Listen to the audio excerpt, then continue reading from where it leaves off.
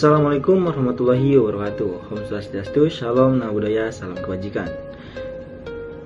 Pada pembahasan kali ini kami akan membahas tentang strategi pemasaran dalam meningkatkan penjualan buku novel yang berjudul Bidadari Berhati Nabi. Mata kuliah manajemen pemasaran. Kami dari kelompok 6 yang beranggotakan dengan saya sendiri Ahmad Giovanni Trivanto, Nabila Aulia Nurjaman, Maya Angelina, Rika Cahyani Dwi Lestari, dan yang terakhir adalah Putri Sahlia Jovanka. Untuk mempersingkat waktu, kita langsung ke pembahasannya. Pada slide pertama, di sini adalah latar belakang. Bisnis perbukuan semakin berkembang seiring dengan meningkatnya minat baca dan kemampuan ekonomi masyarakat Indonesia. Bagi penerbit, industri buku pelajaran masih memiliki prospek yang cerah. Keinginan manusia akan produk barang atau jasa menarik perhatian para pengampu pasar, sehingga mereka menggunakan daya upaya untuk meningkatkan menginformasikan dan yang paling penting membujuk konsumen untuk melakukan pembelian pada produk tersebut.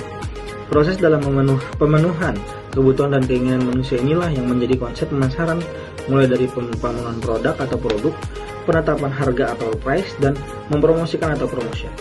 Pada slide kedua kali ini masih membahas tentang latar belakang. Penghasil produk harus dapat melahirkan bentuk-bentuk sarana promosi supaya konsumen yakin akan produk dari perusahaan tersebut. Jika konsumen diyakinkan oleh pemasar melalui keunggulan produk dan harus bisa berbaur dengan konsumennya, maka di pihak perusahaan juga harus menampilkan ide-ide promosi. Ide-ide promosi itulah yang nantinya sebagai pelengkap dalam menjaga kepercayaan dan loyalitas konsumen sehingga dapat meningkatkan volume penjualan. Strategi distribusi menjadi salah satu pilihan ide promosi yang efektif pada pemasaran untuk saat ini. Dan untuk slide selanjutnya akan dijelaskan oleh rekan saya.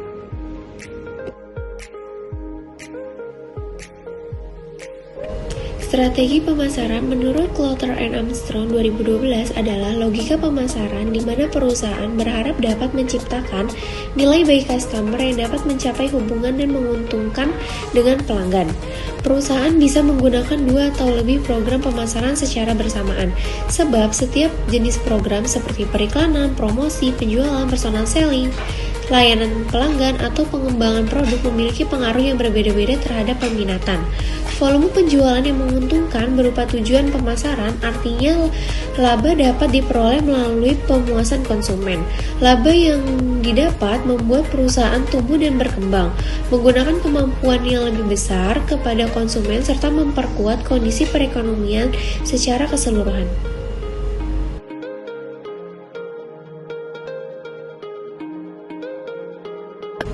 Tahapan penerapan strategi pemasaran. Yang pertama ada segmentasi pasar.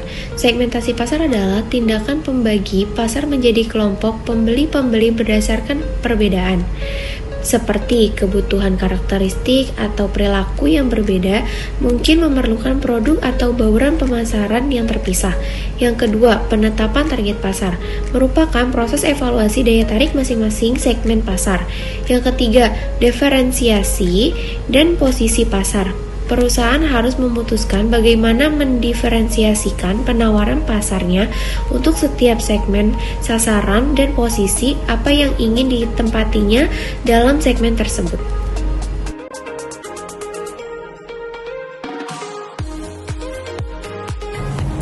Mengembangkan strategi dan bauran pemasaran.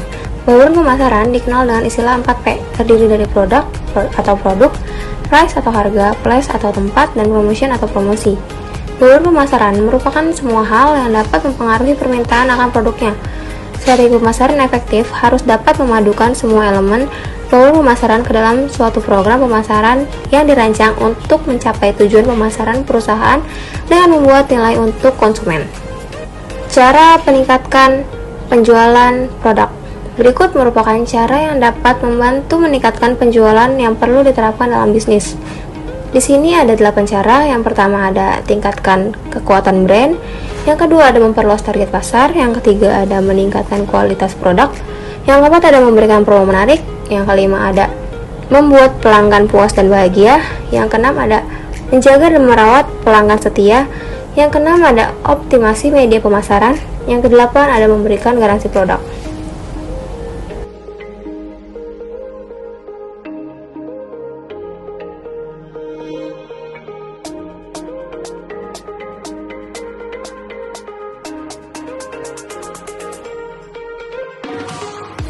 Tahapan penerapan strategi pemasaran.